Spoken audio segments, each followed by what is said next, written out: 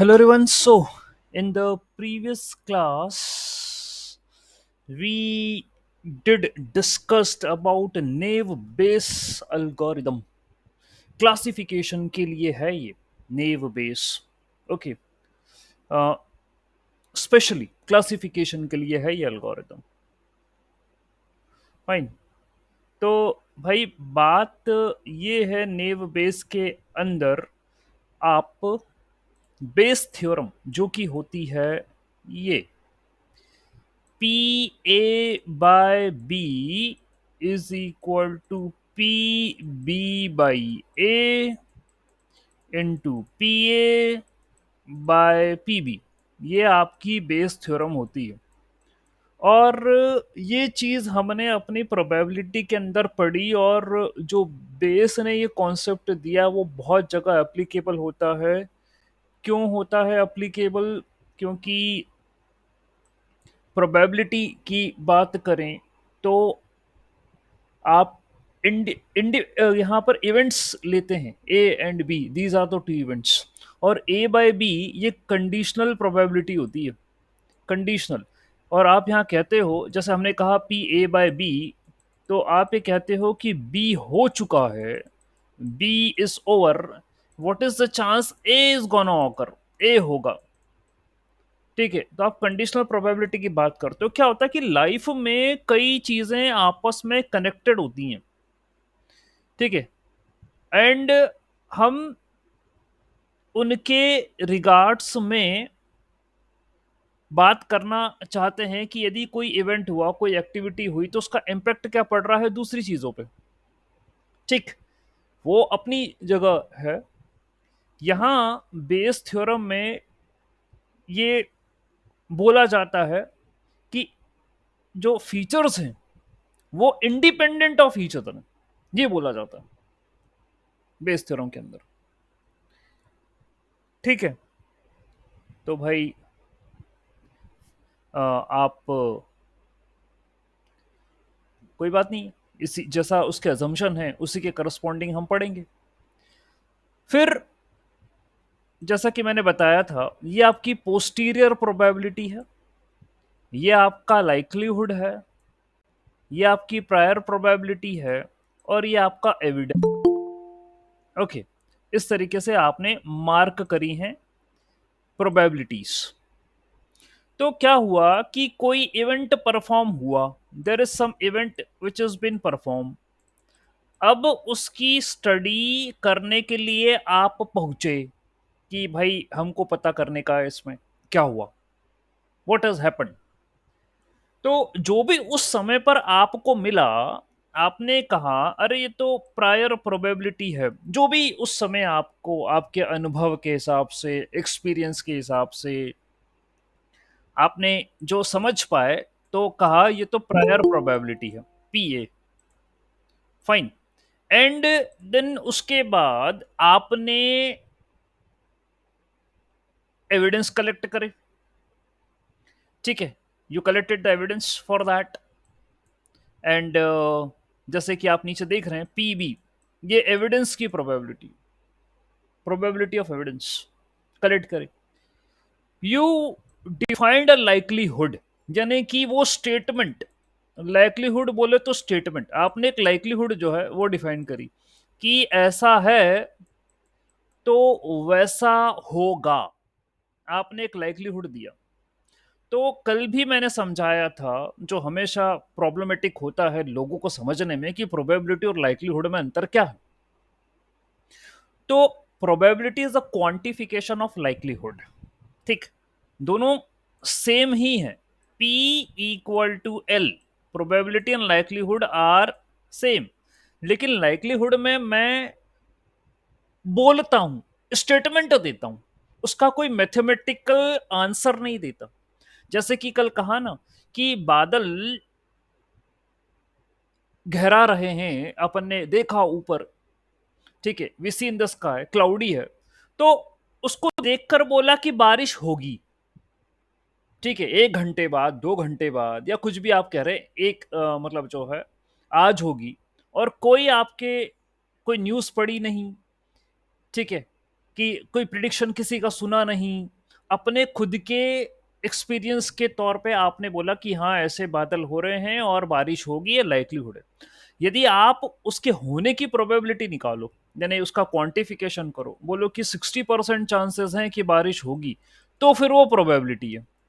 और जो आपने कहा था कि बारिश होगी और ऐसा ऐसा, वो लाइक्लीहुड है। तो ये क्वांटिफिकेशन है, एक न्यूमेरिकल वैल्यू है जो आप कह रहे हो उसकी, तो ये प्रोबेबिलिटी है। ठीक, ऑलराइट। तो भाई नेव बेस में आप एक न्यूमेरिकल करा, ठीक है, वो वेदर वाला डेटा लिया था। ओके, और वेदर डेटा सेट में आप आउटलुक नाम का एक कॉलम है वो लेकर चल रहे थे, जिसमें आपके पास 3 डिफरेंट वैल्यू थी। टारगेट में आपके पास यस था और नो था, ये चीज थी। Okay, so you have one feature and you are having yes and no. अब भाई आपने एक ही फीचर काहे लिया, दो फीचर क्यों नहीं लिए, तीन फीचर? अरे इंडिपेंडेंट है ना भाई, मैं तो मान के चल ही रहा हूं कि इंडिपेंडेंट है। और एक बढ़िया एग्जाम्पल भी आपको बीच में कहीं मैं पढ़ा रहा था, तो वो पैराग्राफ में आया, वो ये था कि कोई एक फ्रूट है जिसका कलर और शेप और टेस्ट, ये तीन चीजें हैं, तीन फीचर हैं उस फ्रूट के।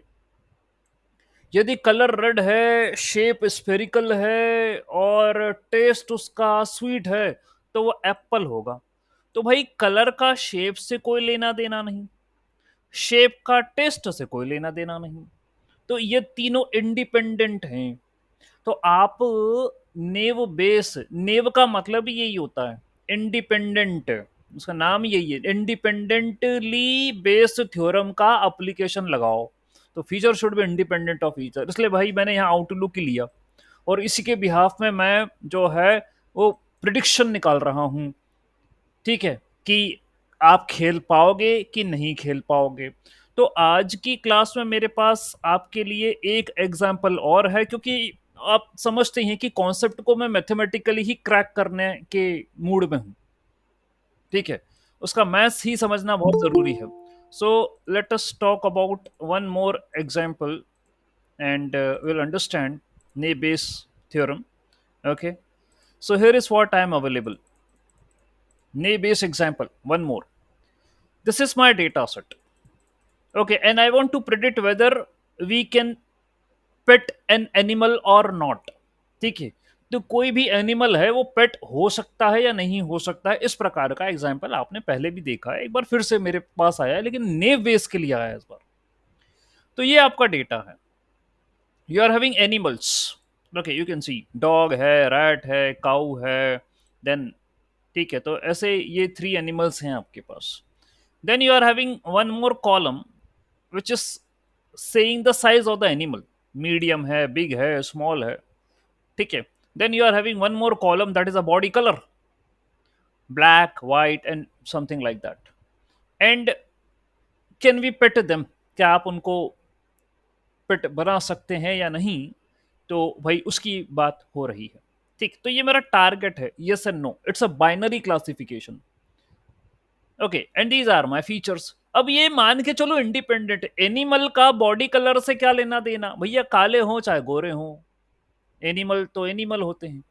अच्छा, साइज ऑफ द एनिमल, अब भाई साइज और एनिमल का क्या लेना देना, ठीक है, चाहे मीडियम हो चाहे स्मॉल हो, अभी मान के चलो तीनों इंडिपेंडेंट है, ठीक है। Your target is your, we can have a pet, we उनको पेट बना सकते हैं कि नहीं बना सकते, यस नो, ये डेटा लिखा गया, ठीक है, कोई बात नहीं। तो भाई all the variables are independent, naive Bayes का कॉन्सेप्ट ये कहता है, ठीक है, that is if the animal is dog doesn't mean that the size will be medium. हाँ भैया, वो डॉग जरा जरा से भी होते हैं, वो मीडियम भी होते हैं और बड़े भी होते हैं, वो कुछ भी हो सकते हैं, ठीक है। So all the predictors have equal effect on the outcome.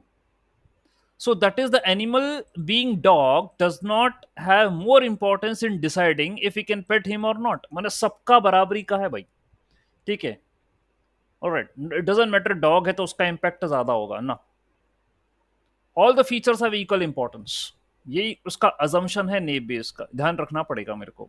So we should try to apply the naive Bayes formula on the above data set. However, before that we need to do some pre computations on our data. अब वो pre computations क्या करना है जो कल की class में नहीं करे थे, और मैंने फ्रीक्वेंसी टेबल बनाई थी, आपको याद होगा.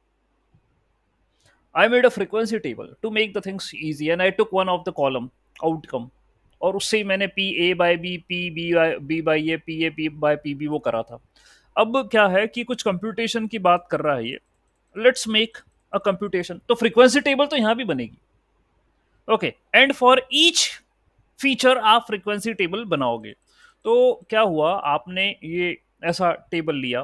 फर्स्ट एनिमल जो है फीचर आपने कंसिडर करा with respect to the yes and no. Okay, ये आपने बनाया. तो डॉग की एंट्री 4 है. 4 में 4 टाइम्स उसको यस बोला गया, 1 टाइम उसको नो बोला गया. Rat entry is also 4, 1 time yes, 3 time no.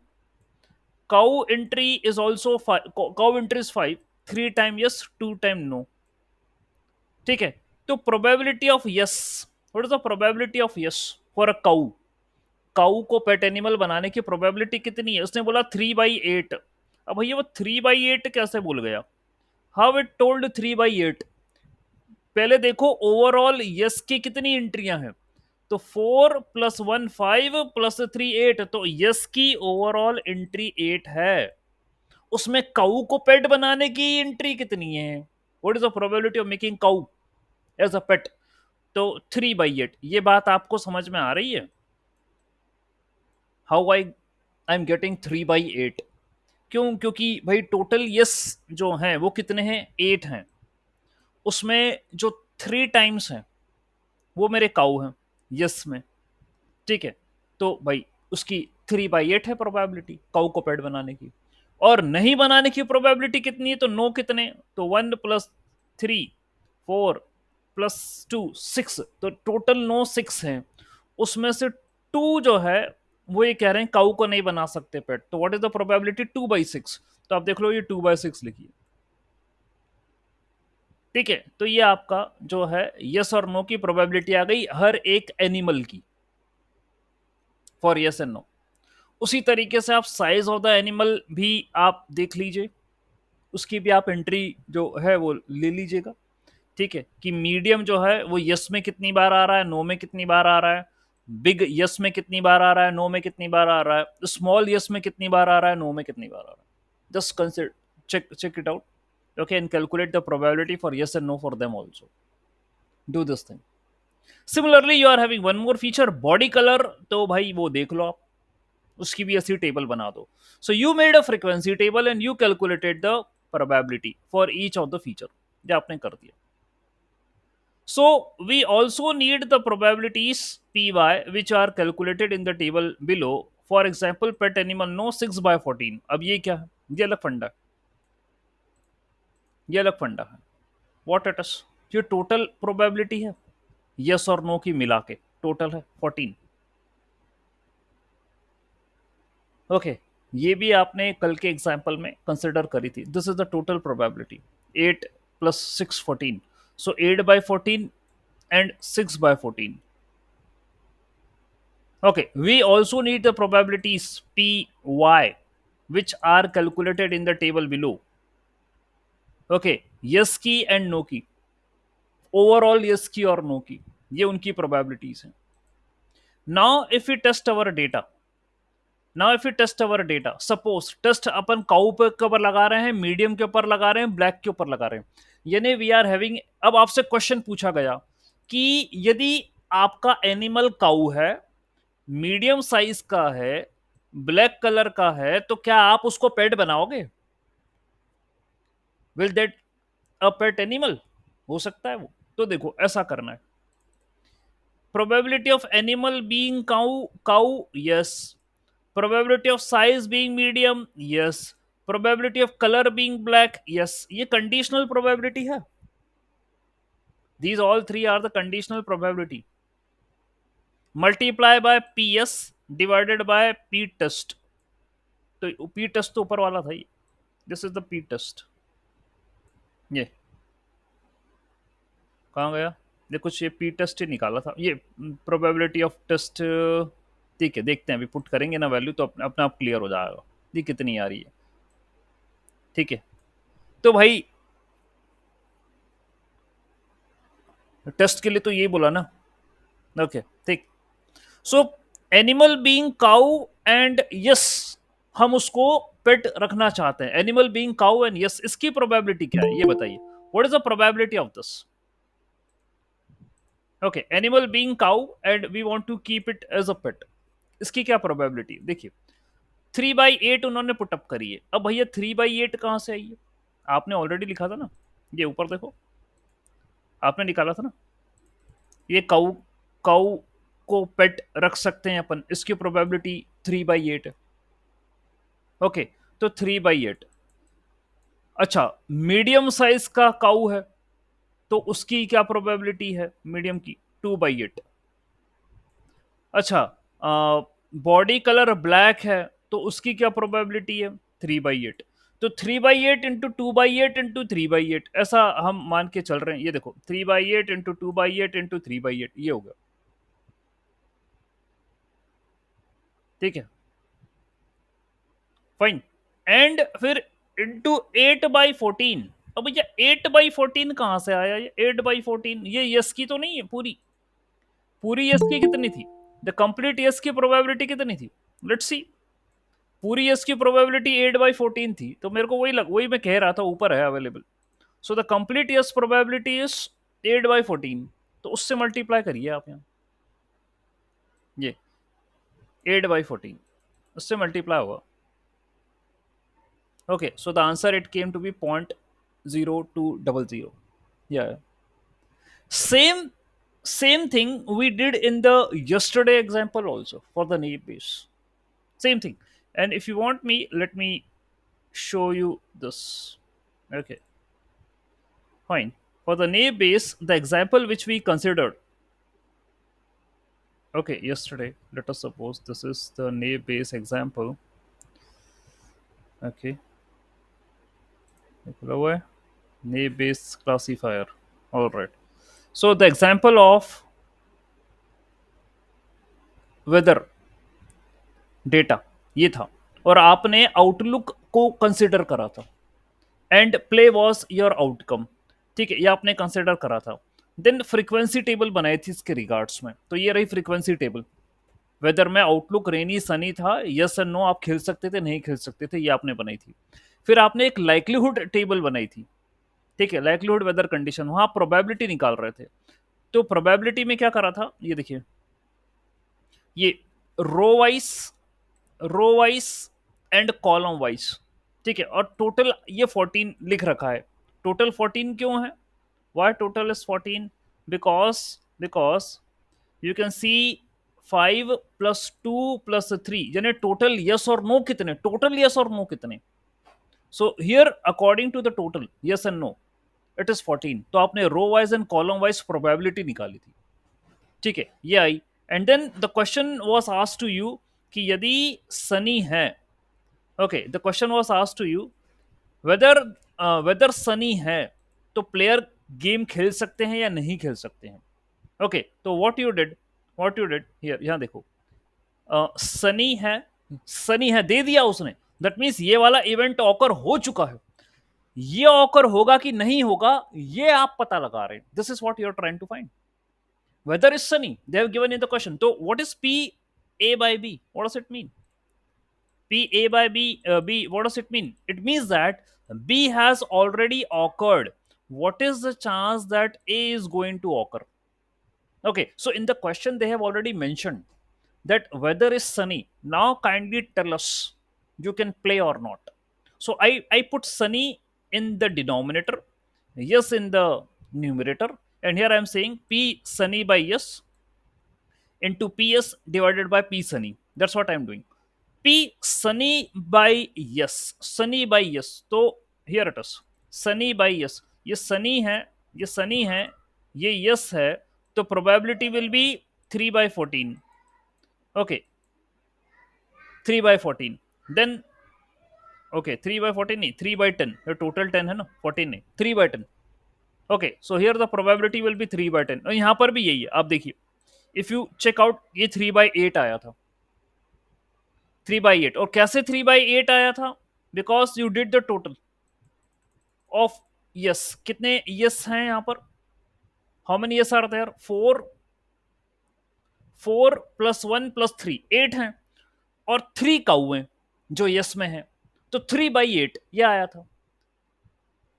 ठीक, तो आपको इस problem, in this particular problem which I am teaching you right now, इसमें आपसे ये कंडीशंस दे दी उसने कि काऊ होना चाहिए, मीडियम होना चाहिए, ब्लैक होना चाहिए। In the previous example we are having only one thing, sunny है तो खेल पाओगे कि नहीं खेल पाओगे ये बताओ, only this thing we are having. Here you are having all the 3 features in the consideration, cow भी होना चाहिए, मीडियम भी होना चाहिए, ब्लैक भी होना चाहिए, all three things in the under consideration. In the previous example I was having only one thing. Okay, that means Sunny है तो खेलना है कि नहीं, तो उसके लिए हम फॉर्मूला लगा रहे थे, तो P Sunny by yes, that is 3/10, P yes probability of yes, what is the probability of yes? तो भाई बात ये है, प्रोबेबिलिटी ऑफ यस आपको मिलेगा, मिलेगा 0.71। क्यों आ रहा है? Why 0.71 is the probability of yes? भाई टोटल यस कितने, how many total yes are there? 5 + 2 + 3, 8 हैं, ठीक है, और टोटल नो कितने हैं? 8 हैं, 2 प्लस, ओके ये तो इनकी बात बता रहे हैं, ठीक है, तो यस कितने हैं? 5 + 2 + 3, 8, 7 9 10, ऐसा करके कुछ हुआ, ठीक है। How many total yes are there, ये अपन देखें, 10/14, ठीक है, टोटल यस है 10, ओवरऑल एंट्री है 14, ठीक है, तो 10/14 दैट इज 0.71, तो ये यस की प्रोबेबिलिटी है। और नो की प्रोबेबिलिटी कितनी है? 4/14, ये नो की प्रोबेबिलिटी है, ठीक है। तो यस और नो में तो तुम्हें टोटल करना, ओवरऑल पूरे कितने हैं वो आप पूरा टोटल करें, ठीक, तो ये यस की प्रोबेबिलिटी है। और सनी की प्रोबेबिलिटी कितनी है? What is the probability of Sunny being Sunny? What is the probability? ठीक है, तो बीइंग सनी द प्रोबेबिलिटीज ये देख लीजिए, यहां पर अपन ने कैलकुलेट करा है बीइंग सनी, आप देख लीजिए, कल के एग्जाम्पल हमारा क्लियर था, ये 2 and 3, 2 + 3 5, 5/14, ठीक है, 5/14, सो 0.35, this is the probability of being Sunny, 5/14, 5/14 करा तो 0.35, ये सारी वैल्यू पुट कर दिया हमने, and we got the result as 0.60, 60% chances हैं कि आप खेल सकते हो।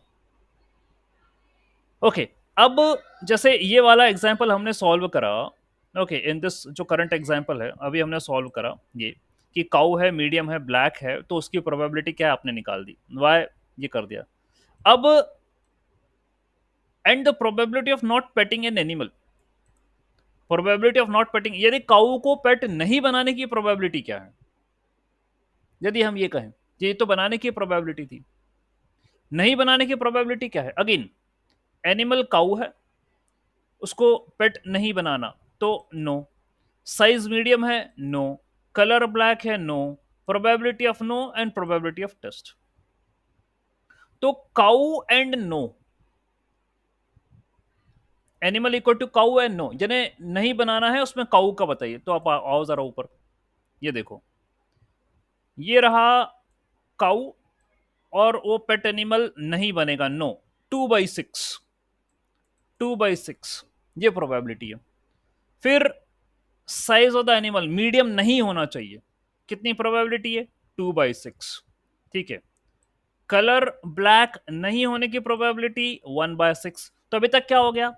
2/6 मल्टीप्लाई बाय 2/6 मल्टीप्लाई बाय 1/6, इतनी ये प्रोबेबिलिटी आई है आपकी, मल्टीप्लाई बाय नो की प्रोबेबिलिटी कितनी है ये बताइए? तो नो की प्रोबेबिलिटी है, नो की प्रोबेबिलिटी है 6/14, ये नो की प्रोबेबिलिटी है, तो ले लो नो की प्रोबेबिलिटी मल्टीप्लाई बाय 6/14, 6/14, तो इसको मैं 2/6 into 2/6 into 1/6, so let me do the calculation, okay, मैं आपको करके बता रहा हूँ कैलकुलेटर पर कि कितना रिजल्ट आ रहा है। 2/6 is 1/3, 2/6 is 1/3 and 1/6. So 3 3 is a 9 and 6 9 is a 54. यानी 1 divided by 54. The answer is 0.0185. ये आया, ठीक है। एंड इससे आप 14 को मल्टीप्लाई करें, multiply by 14, so the answer is 0.25। ऐसा करें, ठीक है। तो भाई इसका मल्टीप्लिकेशन करते हुए देखें, फाइन, ये आप इसको सॉल्व करोगे, you are getting the result is 0.0079। ये रिजल्ट आ रहा है आपको। चाहो तो ऐसा भी कर सकते थे, 6 को 6 से यहाँ कैंसिल करो, okay, and then 2 2s are 4 divided by 36 into 14, so 4 divided by 36 divided by 14, answer is 0.0079365079। इतना आंसर आ रहा है और ये आपकी प्रोबेबिलिटी है, ठीक है। Now we know that P test plus P yes test plus P no test should be equal to 1। ये 1 के बराबर होना चाहिए, ये 1 के बराबर होना चाहिए, ठीक है। तो देख लो क्या 1 के बराबर हो रहा है। ये नो की प्रोबेबिलिटी है और ये यस की प्रोबेबिलिटी है। क्या इन दोनों को ऐड करने पर मेरे को 1 मिल रहा है? Is there any chance that I am going to add these two, I am going to get the 1? इसको भी हम देख लेते हैं, कैलकुलेटर पे मैं लेकर आ रहा हूँ। 0.02 को 00 को if I am going to add with 0.0079, the result is 0.0279। ये करके रिजल्ट आ रहा है मेरे पास, तो ठीक है, ये करके रिजल्ट आ रहा है। तो ये तो ओवरऑल एडिशन तो 1 नहीं आ रहा, इसका एडिशन 1 नहीं आ रहा। और आप जब यहाँ प्रीवियस एग्जाम्पल में आए, जो हमने पहले करा था, if you come to the previous example, ठीक, कि सनी है तो खेल सकते हैं नहीं, उसके 60% प्रोबेबिलिटी। सनी है और नहीं खेल सकते हो, उसकी 41% प्रोबेबिलिटी। तो एक बात मुझे थोड़ी सी खटक रही थी, वो ये थी कि आप यदि यस इफ सनी है and you can play, the probability 60%, और आप डायरेक्टली क्लेम कर दो कि नहीं खेलने की प्रोबेबिलिटी 40%, तो वो ऐसा नहीं होता, ऐसा नहीं होता। Okay, this is not going to happen. अभी आपने ऊपर क्या कैलकुलेट करा, that that the weather is sunny and you can play, its chances 60%. And if you directly say that weather is sunny and if you can't play, तो यदि आप 1 minus 0.60 कर रहे हो और ये कह रहे हो कि 40% चांसेस हैं, तो भाई ये जरूरी नहीं है, ये जरूरी नहीं है, क्योंकि आप देखो नो के लिए जो आपने कैलकुलेशन करा था वहां पर आंसर आ रहा था 0.41, जो कि एक्सीड कर गया, इट इज बीन एक्सीडिंग 1, ये 1 से बड़ा हो गया। वो प्रोबेबिलिटी एडिशन की 1 से बड़ी नहीं होती। एक चीज और है, यहां पर भी मेरे को इस डॉक्यूमेंट में ये जो है, ठीक है, ये मुझे डाउटफुल लग रहा है, क्योंकि जो कैलकुलेशन वो करके लाया है दोनों को एडिशन करने पर आपको 1 के बराबर नहीं मिल रहा। यस और नो की probability we are not going to get it as 1, नहीं मिल रही, ठीक है। ये थोड़ा सा मुझे इसका इशू लगा, ये वाला। और बाकी बाद में वो कह रहा है कि नॉर्मलाइज कर दो, और ये तो अलग बात है। नॉर्मलाइजेशन का मतलब ये है कि जो यस का आंसर है उसको यस और नो के आंसर से एडिशन करते हुए डिवाइड करो। ऐसा करोगे तो भले ही आपको 1 के बराबर मिल सकता है, नॉर्मलाइज कर रहा है तो। ये देखिए, वो नॉर्मलाइज कर रहा है तो भले 1 के बराबर कुछ ऐसा रिजल्ट मिल सकता है। नाउ वी कैन से ऐसा, ठीक है। You can check during normalization you got ये तो आपका यस की थी प्रोबेबिलिटी, तो यस की प्रोबेबिलिटी डिवाइडेड बाय यस की प्लस नो की प्रोबेबिलिटी, तो आंसर आया 0.71।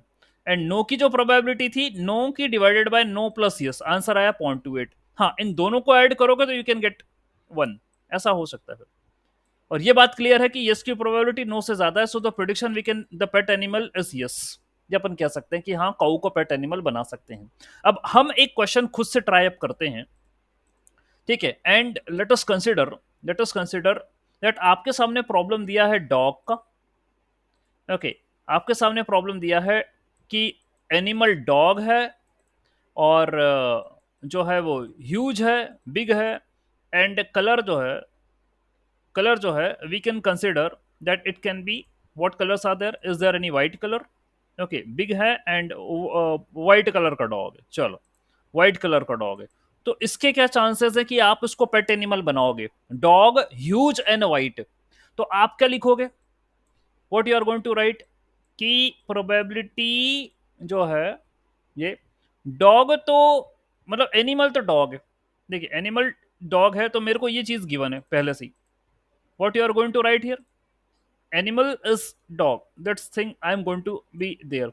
मुझे वो उसको पेट बनाना है या नहीं बनाना, ये मेरे को चेक करना है। ओके, तो यू विल से डॉग है एनिमल, मुझे उसको पेट बनाना है, उसकी प्रोबेबिलिटी मेरे को निकाल के बताओ। तो यस बाय डॉग लिखूंगा मैं, I am going to write yes by dog. Why? Because animal is given dog, पहले से दे रखा है, ये इवेंट ऑकर हो चुका है कि भैया वो कुत्ता है, मतलब पेट एनिमल के लिए आप उसको कंसिडर कर रहे हो। हाँ, whether we want to make it as a dog और नॉट, उसके ये होने के चांसेस कितने हैं ये आपको निकालना है। तो पी यस बाय डॉग आप करिए, and this is equal to probability of, अब उलट पलट करना है, dog yes multiply by huge yes multiply by white yes, ये आपको करना है, and then multiply by what next you have to do, next आपको क्या करना है, multiply it with probability of yes divided by probability of test. Test बोले तो तीनों तीनों जो नीचे लिखे ना, डॉग मीडियम, मीडियम नहीं बिग है ये, डॉग बिग एंड वाइट, ये प्रोबेबिलिटी ऑफ टेस्ट, ये आपको करना है। ठीक है, फाइन, आपको करना है, क्योंकि डिनोमिनेटर में वो एविडेंस तीनों के आएंगे, तीनों लेना पड़ेगा, तो ये टेस्ट लिखा। No, the first case is probability of dog and yes, ये बताओ जरा, डॉग है और यस है, इसके बारे में जरा बताइए।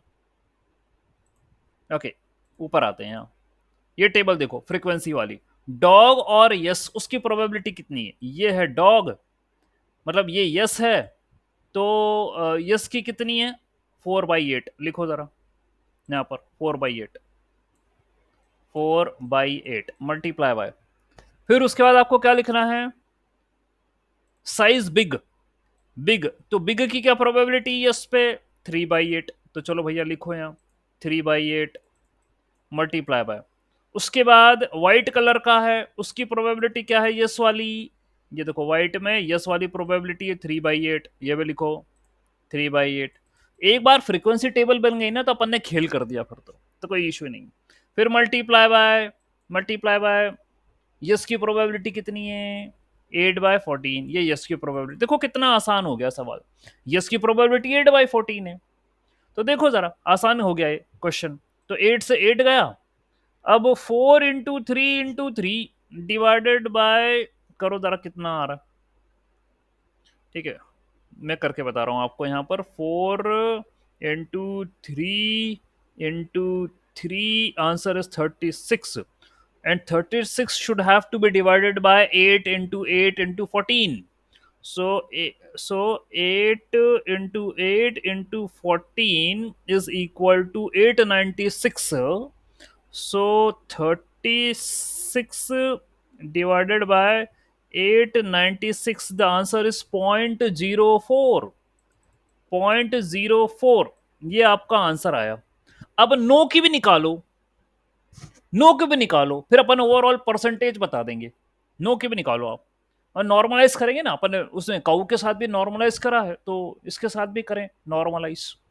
तो भाई अब अपन देखें यहाँ, तो वापस आओ, डॉग को पेट नहीं बनाने की प्रोबेबिलिटी 1/6, ठीक है भैया 1/6 मल्टीप्लाई बाय, हाँ बिग नहीं लेने की प्रोबेबिलिटी 2/6, ठीक है भैया 2/6, ओके। देन व्हाइट कलर का डॉगी हमको नहीं चाहिए, ठीक है, तो 2/6, ठीक है, नो की प्रोबेबिलिटी, और ओवरऑल नो की खुद की प्रोबेबिलिटी कितनी है, ओवरऑल नो की खुद की प्रोबेबिलिटी है भाई 6/14, ठीक है लिख दो 6/14, करो कैलकुलेशन कितना आ रहा है, फिर से लगाते हैं अपन। तो I am having the calculator, so let me do this thing. 6 से 6 मैं कैंसिल कर देता हूँ। In nominator I am having 4, denominator I am having what, 6 into 6 into 14।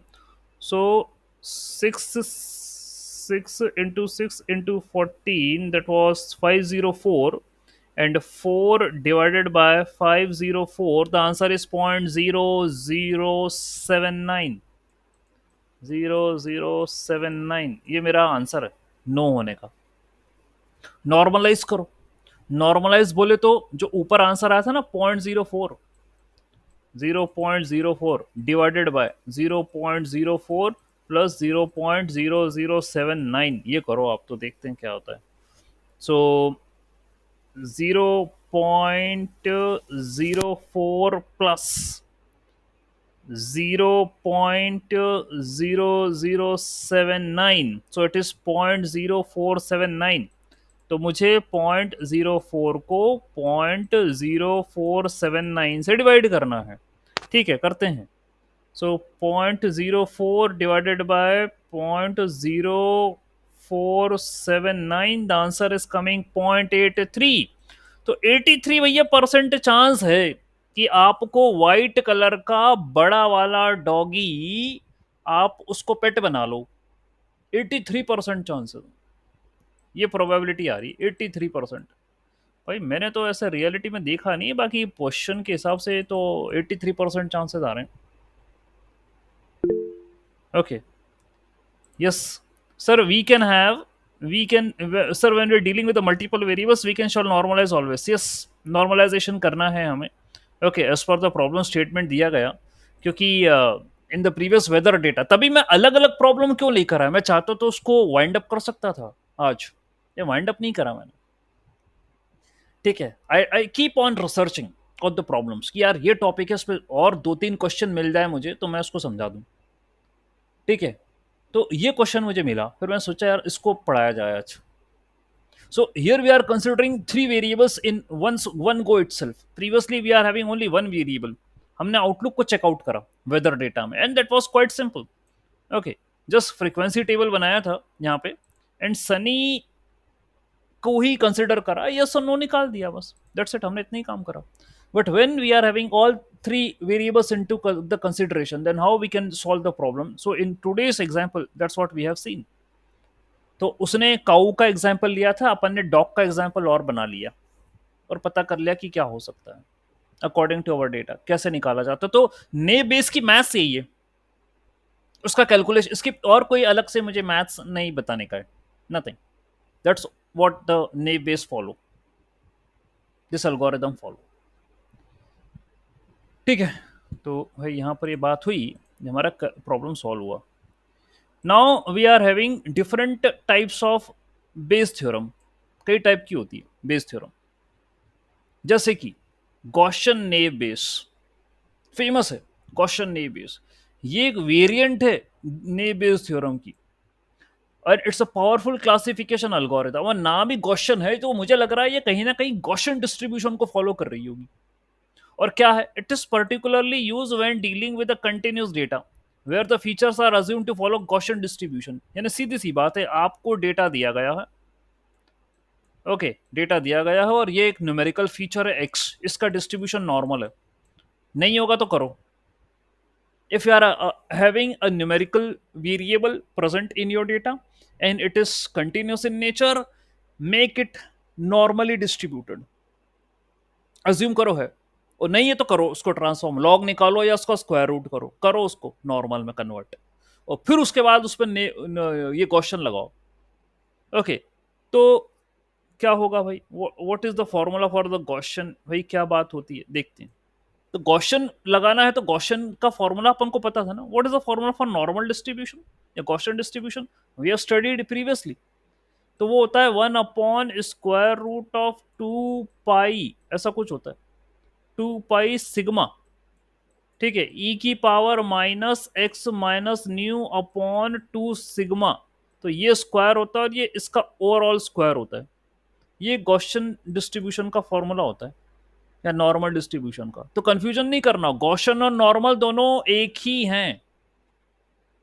Both are same, specially when we are dealing with the continuous probability ना, तो ये तो top पे आता है। ठीक है, तो क्या क्या बातें कही गई हैं क्वेश्चन में? assumption of independence, हाँ, like other naive based classifier, Gaussian also assume that features are conditionally independent given the class label। तो वो तो नेव बेस का कोर ही है, फीचर इंडिपेंडेंट होने चाहिए, तो इंडिपेंडेंट ही ये भी मान के चलता फीचर इंडिपेंडेंट है। ठीक, in other words the presence of particular feature in a class is unrelated to the presence of another feature. तो किसी से किसी का कोई लेना देना नहीं। मॉडलिंग फीचर डिस्ट्रीब्यूशन, यानी कि we assume that it should be Gaussian distributed, it estimates the mean and variance of each feature for each class। तो ये मीन और वेरियंस निकालेगा। अरे वो मीन और वेरियंस इसलिए निकाल रहा भाई, फॉर्मूला ही गॉसियन का, तो उसी में पुटअप करेगा। उसको मीन चाहिए, वेरियंस चाहिए ना, अल्टीमेटली उसको स्टैंडर्ड डेविएशन चाहिए। मीन और स्टैंडर्ड डेविएशन को फॉर्मूला देखो क्या है, फॉर्मूला में ही तो ये स्टैंडर्ड डेविएशन आ गया सिग्मा, और ऊपर ये मीन आ गया न्यू। तो इसको फॉर्मूले में गॉसियन में ये तो रिक्वायरमेंट होती है मीन और वेरिएंस की, या मीन और स्टैंडर्ड डेविएशन की, तो उसको वही चाहिए, तो वही कैलकुलेट करेगा Gaussian. Okay, fine. And Bayesian classification, that means gives a new instance with feature. Gaussian naive Bayes calculate the probability of the instance belongs to the each class using Bayes theorem. It selects the class with highest probability as a predicted for the instance।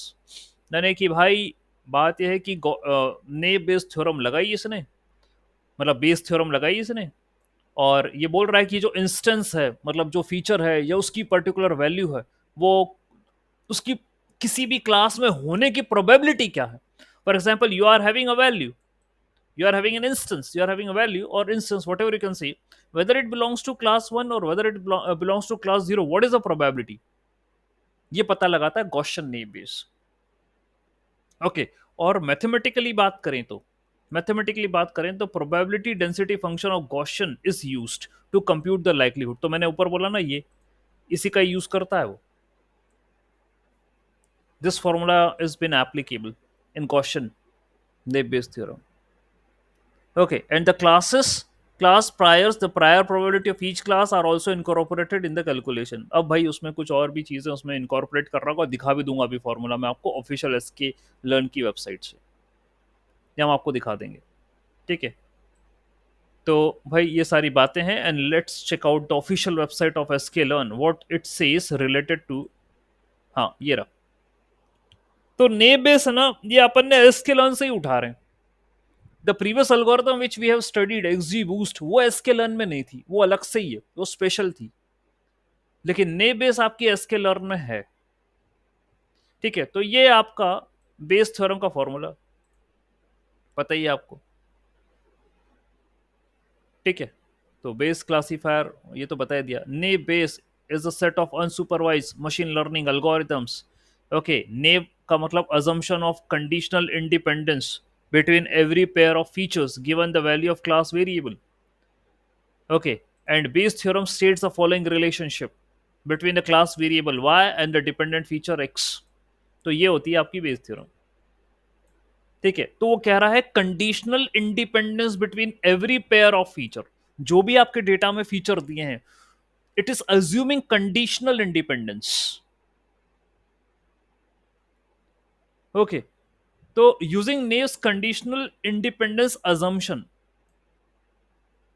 we can write like this: xi upon y, that is that is equal to xi upon y, x1 x2 and जितने भी x की value है whatever, it can be return as xi upon y only. Conditional independence यानी वो जो feature है उसका सिर्फ टारगेट से ही लेना देना, जो करस्पॉन्डिंग फीचर उसका टारगेट से लेना देना, आपस में कोई लेना देना नहीं, यही कहना चाह रहा है कंडीशनल इंडिपेंडेंस। ठीक है, so every P X I Y, not X I and X I one या एक्स आई प्लस वन, नहीं, उनका आपस का नहीं, एक्स के आपस का नहीं, एक्स का सीधे वाई से, जो भी फीचर है एक्स उसका सीधे वाई से रिलेशनशिप, आपस का नहीं। ठीक है, तो ये कंडीशनल इंडिपेंडेंस वाली बात कही जाइए। For every pair of feature there is a conditional independence between them, and given the value of class variable, मतलब टारगेट। ठीक है, तो एक्स का टारगेट के साथ रिलेशनशिप, आपस में नहीं लेने का, यही होता है। फाइन। सो कई बेस क्लासिफायर अवेलेबल हैं आपके पास। Okay, in spite of the apparently over simplified assumptions, naive based classifier have worked quite well in the real situation। तो over simplified assumption, over simplified assumption का है, ओवर सिंप्लीफाइड क्यों? क्योंकि भाई इसने ये अज्यूम कर लिया कि फीचर आपस में इंडिपेंडेंट है, ओवर सिंप्लीफाइड है। लेकिन रियल वर्ल्ड में आप ये जानते हैं कि कोई भी डेटा लोगे, उसकी जो भी फीचर्स होंगे कहीं ना कहीं वो आपस में रिलेटेड हो सकते हैं, लेकिन ये तो अज्यूम ही करता कि है ही नहीं। ये इसका ड्रॉबैक भी आप, मतलब इसका एक अजम्पशन ये जो है, ये ड्रॉबैक भी हो सकता है इसका। ठीक है, सो दे रिक्वायर स्मॉल अमाउंट, ये तो एडवांटेज तो सब पढ़ लिया अपन ने कि स्मॉल ट्रेनिंग डेटा होता है या जो भी है, क्विक रिजल्ट देता है, कंप्यूटेशन इसमें ज्यादा लगता नहीं, it will give you the quick results. तो ये अपन पढ़ चुके हैं सब। ठीक है, तो naive based learners and classifier can be extremely fast as compare to the sophisticated methods. तो क्लासिफिकेशन करना हो तो भाई ने बेस को आप पहले प्रायोरिटी पर रखें, खास करके एनएलपी वाले टास्क में, natural language processing, text classification, वहां पर आप इसको यूज कर सकते हो। तो टेक्स्ट क्लासिफिकेशन में हमारे पास होता क्या है, वो डेटा सबसे बेटर फिट होता है यहाँ पे। In case of text classification, अब चाहे वो स्पैम हो, चाहे सेंटीमेंट एनालिसिस हो, चाहे कुछ भी हो, हमारे पास एक ही फीचर होता है जिसमें टेक्स्ट लिखा होता है, this is the text, and हमारे पास टारगेट होता है यस या नो। तो बस एक फीचर है, एक वेरिएबल है, काम खत्म। तो वो इंडिपेंडेंस वाली स्थिति यहां पर मेरे को मिल गई, कोई दूसरा फीचर एक्स का है ही नहीं जिस पे ये डिपेंडेंट हो, तो बात खत्म। Only one feature I am available, so I am assuming that this is independent और टेक द टारगेट वाई। तो अभी उसने बोला था ना पी एक्स वाई वगैरह करके, ये बोल रहा था वो। ठीक है, एक्स आई वाई, तो भाई यहाँ एक ही एक्स है और वो एक ये वाई है, टारगेट है, क्लास लेबल है, बस काम खत्म, इसी से डील करो। और ज्यादा और होते भी तो भी भाई मैं तो अलग अलग डील करता। फ्रीक्वेंसी टेबल भी अलग अलग बनाई थी, ध्यान देना, किसी को मैचअप नहीं करा।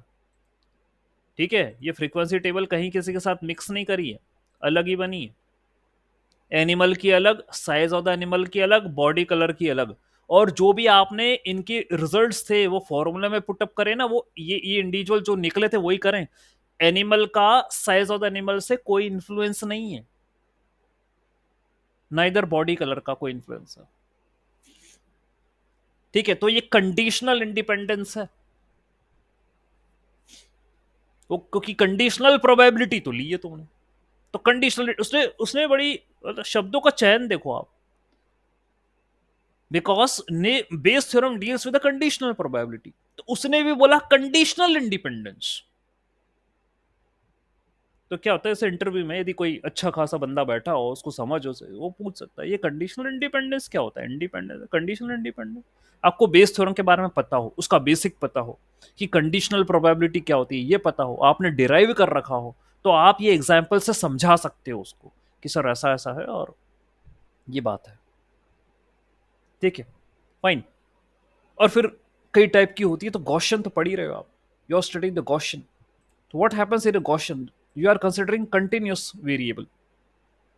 ठीक है, कंटिन्यूस ले रहे हो, तो भाई अभी ये मान के चलो, सुनो, ये टेक्स्ट का तो मैंने एक ऐसे दे दिया एग्जांपल। अभी आप पढ़ रहे हो गॉसियन नेव बेस, तो गॉसियन नेव बेस में भैया टेक्स्ट नहीं होगा, टेक्स्ट कॉलम नहीं होगा, वहां तो कोई कंटिन्यूस फीचर होगा न्यूमेरिकल।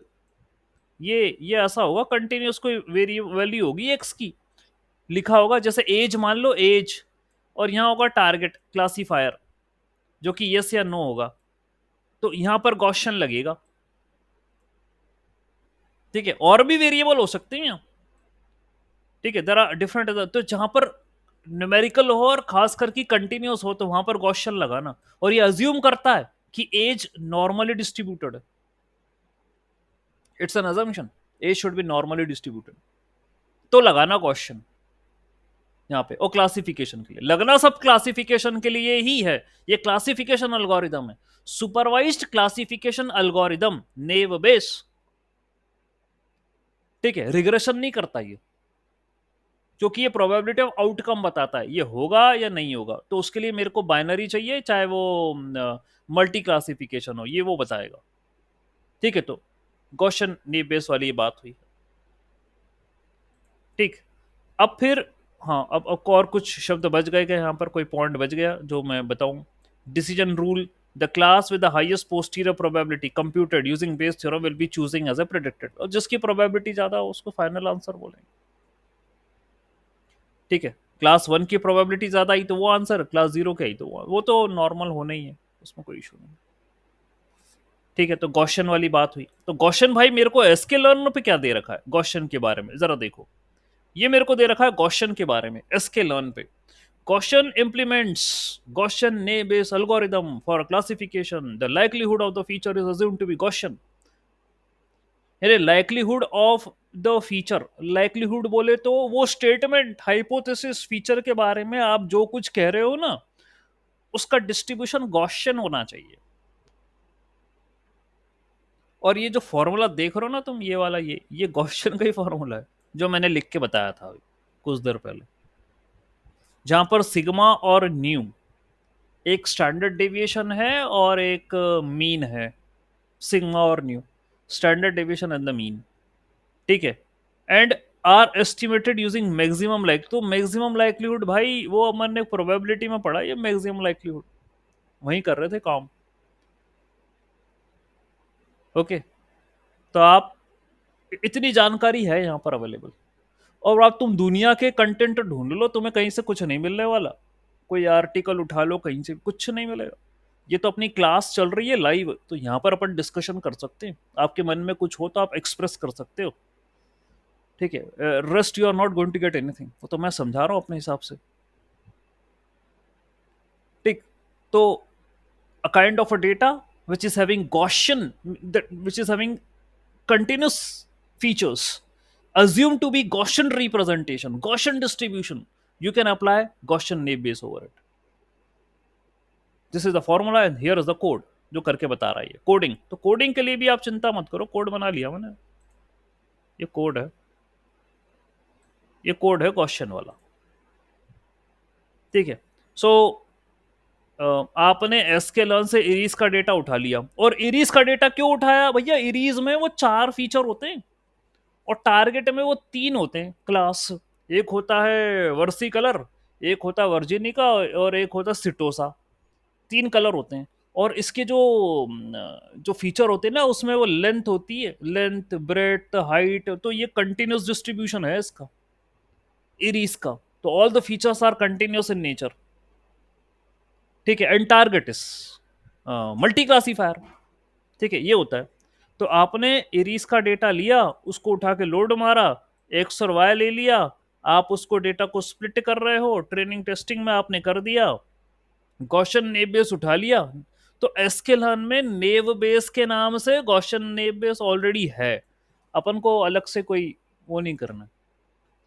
ठीक है, तो already Gaussian naive Bayes is there, just load this model and put the data into it. ठीक है, डेटा आप इसमें फिट करें, बस वो ट्रेन हो गया, प्रिडिक्शन कर दो और देख लो भैया कितनी एक्यूरेसी आ रही है। तो 95% एक्यूरेसी आ रही गॉसियन नेव बेस से, 95%। अच्छा मॉडल है। ओके, तो क्यों लगाया गॉसियन नेव बेस, क्यों लगाया? क्योंकि इरीज के डेटा में जो फीचर होते हैं वो कंटिन्यूस होते हैं, इसलिए लगा दिया, और एप्लीकेबल था गॉसियन उस पर। ठीक है, तो 95% की एक्यूरेसी आई। और मेरे को यदि एक और डेटा लिया मैंने आगे आपके लिए, ब्रेस्ट कैंसर वाला डेटा ले लिया मैंने, लोड ब्रेस्ट कैंसर, इसमें भी जो है फीचर वो मेरे जो होते हैं वो कंटिन्यूस होते हैं, तो ब्रेस्ट कैंसर का डेटा भी लोड मार दिया। ठीक है, उसके ऊपर भी सेम टेक्निक से यहां पर लगाया है मैंने Gaussian naive Bayes, the accuracy is 94%। So remember when to apply which algorithm for the classification. ठीक, तो भाई न्यूमेरिकल हो, कंटिन्यूस हो, सारे फीचर कंटिन्यूस हो, उठा के क्वेश्चन लगाओ, कोई दिक्कत नहीं, it will give you good results. लेकिन आपने क्या करा, यदि कोई डेटा है उसमें कंटिन्यूस फीचर नहीं है, उसमें कैटेगरिकल फीचर है, उसमें डिस्क्रीट फीचर है, और आप यदि उस पर क्वेश्चन लगा रहे हो, तो you are going to get low accuracy, नहीं मिलेगा आपको। इसके लिए मैंडेटरी है कि डिस्ट्रीब्यूशन नॉर्मल की तरह होना चाहिए, कंटिन्यूस फीचर होना चाहिए, तो आप लगाओगे तो आपको स्कोर मिलेगा। Okay, that's what you are going to get. Fine, तो ये आपका जो है वो रिजल्ट आपको मिला। ठीक है, तो दो आपने क्वेश्चन डिस्ट्रीब्यूशन लगाए हैं, दो आपने एग्जाम्पल लिया। Now the next is multinomial naive base. Multinomial naive base क्या होता है? Again very important algorithm. तो नेव बेस का दूसरा वेरिएंट होता है multinomial naive base, another variant of the naive Bayes algorithm. खास करके टेक्स्ट क्लासिफिकेशन के लिए लगाते हैं। अब भाई वो भूल जाओ कि आपका डेटा में न्यूमेरिकल और कंटिन्यूस जो है वो फीचर है। Now your data is having text in it, so if you want to perform text classification, use multinomial naive bayes algorithm, not Gaussian. ठीक, where the feature represents the frequency of words or the tokens। ठीक है, तो multinomial में frequency of words जो है वो consider करी जाती है, बड़ी इंपॉर्टेंट। आईएमपी मार्क करो उसको, इंपॉर्टेंट मार्क करिए। Frequency of words has been considered. It is particularly useful when dealing with the data represented as counts। Okay, counts जैसे कि काउंट वेक्टराइजर या TF-IDF, तो ये दो टर्म है। तो भाई अभी कल की क्लास में भी we have this multinomial naive Bayes, कल भी बात करा था इसका, मल्टीनोमियल नेव बेस का। तो अभी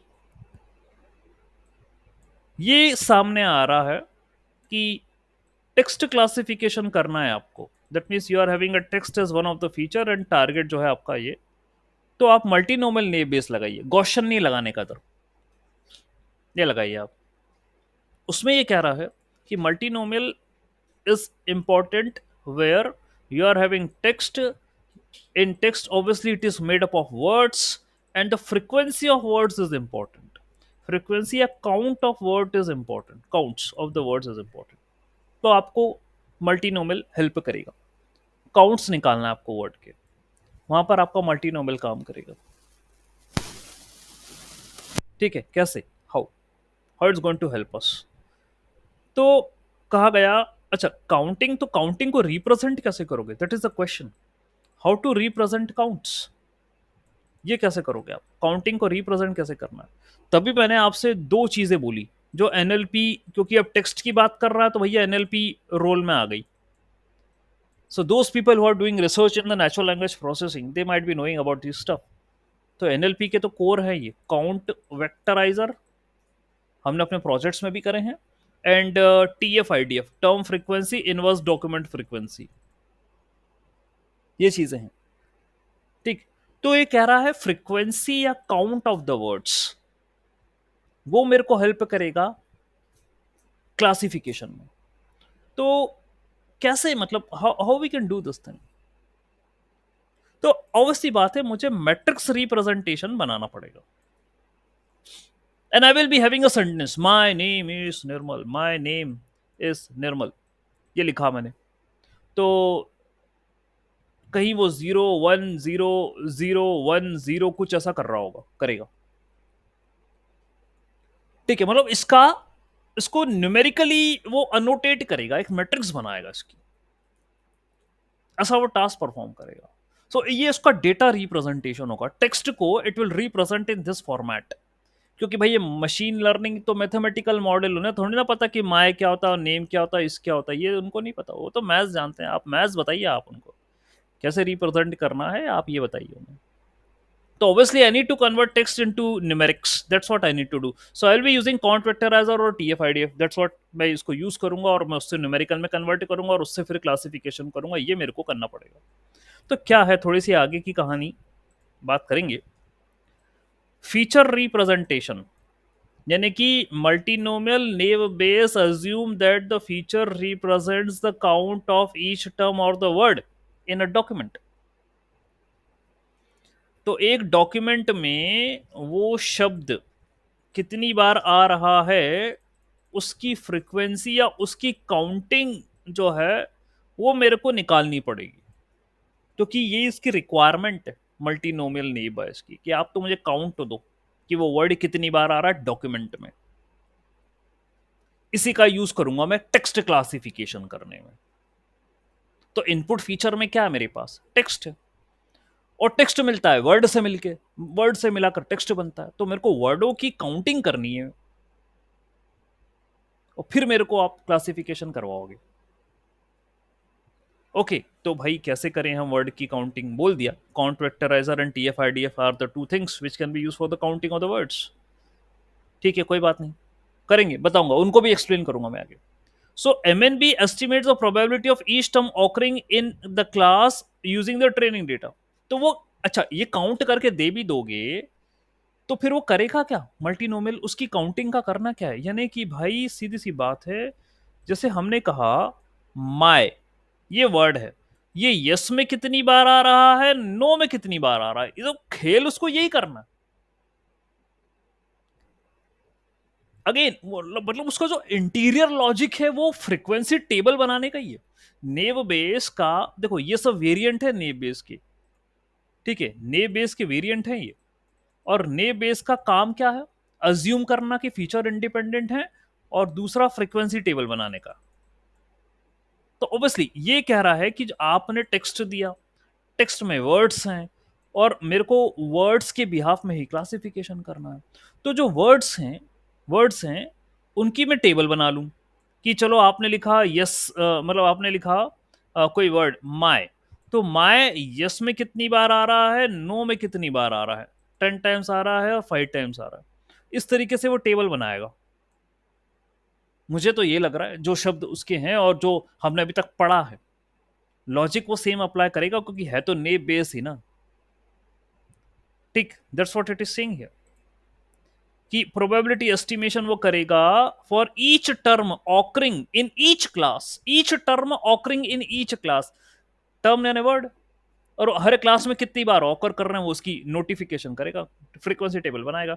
then it will calculate the conditional probability for each term, वही जो अपन ने करा था ना वो काऊ और उनके लिए, कंडीशनल प्रोबेबिलिटी निकालेगा for each term given in the class. ठीक है, ये काम वो करेगा। इंडिपेंडेंस अजम्पशन तो है ही भाई, वो तो जाना ही नहीं है, तो नेम बेस का तो कोर ही है इंडिपेंडेंट अजम्पशन, तो हो गई। ऑलराइट, यहां पर भी यही मान के चल रहा है इंडिपेंडेंस अजम्पशन। देन क्लासिफिकेशन करेगा, given a new document representing term frequency inverse document frequency, MNP calculate the probability of document be belonging to the class। तो वो काउंट वेक्टराइजर की मदद से या TF-IDF की मदद से वो उसको क्लासिफाई करेगा। और एक चीज इसमें और है यहां पर, that is Laplace smoothing. So to handle the issue of zero probabilities for term not represented in the training data, तो कल भी ये बात आई थी सामने लैपलेस स्मूथनिंग की। ऐसा हो सकता है कोई शब्द, एनी वर्ड जो ट्रेनिंग में नहीं आया, तो यदि वो वर्ड टेस्टिंग में दोगे आप, तो मेरा मॉडल जो है ना वो उसको आइडेंटिफाई नहीं कर पाएगा। ठीक है, तो ये एक इशू होता है, उसके लिए अपन को लैपलेस स्मूथनिंग, ये कुछ टास्क है, ये परफॉर्म करना पड़ेगा। So to handle the issue of zero probabilities, see कोई वर्ड डॉक्यूमेंट में है, यदि वो एक बार भी आ गया तो उसने कुछ ना कुछ आने की प्रोबेबिलिटी अचीव कर ली। बट यदि कोई ऐसा वर्ड है जो आया ही नहीं ट्रेनिंग में, ट्रेनिंग आपने मॉडल की करी उसमें वर्ड नहीं आया और टेस्टिंग में वो वर्ड आ गया, तो ये उसको जीरो असाइन कर देता है, जीरो प्रोबेबिलिटी असाइन कर देता है। ये एक इशू है। ठीक है, सो लैपलेस स्मूथनिंग और other smoothening techniques can be use for probability estimation. ये कल भी आया था, आज फिर ये बात रिपीट हुई है, और ये कल इसको मैं इलॉबरेट करूंगा। आई am having this concept of Laplace smoothening क्योंकि मुझे इसका फॉर्मूला बताना है, कि ये पूरा फॉर्मूला है लैपलेस स्मूथनिंग का, इसके मेरे पास कोड्स हैं। ठीक है, हर एक नेम बेस के मैंने कोड बना रखे हैं आपके लिए। ठीक है, I will explain count vector as the TF-IDF also. I will grow through the official website, what formula they are giving, okay, what are the different name based algorithms और द टेक्निक्स, ये सारे मुझे बताना है। सबके code हैं मेरे पास, सबका कंटेंट है मेरे पास, सबकी मैथ्स है मेरे पास, तो कल फॉलोअप लेंगे इसके बारे में। Yes, anything you want to say or ask, please let me know. Okay, you understood the concept of naive Bayes? जो भी अपन ने पढ़ा आपको समझ में आया है? You understood the numerical, what we did for the naive Bayes? Yes Yes, sir, sir. yes sir, yes. Okay, yes sir, yes. Any doubt please कह सकते हैं आप. सर, सर जैसे कि अभी हम बहुत आगे बढ़ गए एनएलपी में, तो हाँ, एनएलपी में तो अब मुझे एलएलएम्स आ पूछना गया. था कि आज हम्म, हाँ, अटेंशन वगैरह निकाल रहे हैं हम हाँ, क्या? अटेंशन. तो फिर मैं पूछ रहा था कि आज भी हम नेव बेस यूज करते हैं? हाँ, क्योंकि प्रोबेबिलिटी तो ऐसा कॉन्सेप्ट है, कभी खत्म नहीं हो सकता ना, ये तो फाउंडेशन है. तो आज भी हम, आपको क्या लग रहा है कि ये आपका नया नहीं, अभी सालों हो चुके हैं जो अभी आप पढ़ रहे हो ना, यूज इन कॉन्सेप्ट्स का अब बहुत ज्यादा लेवल पर आ गया. ठीक है,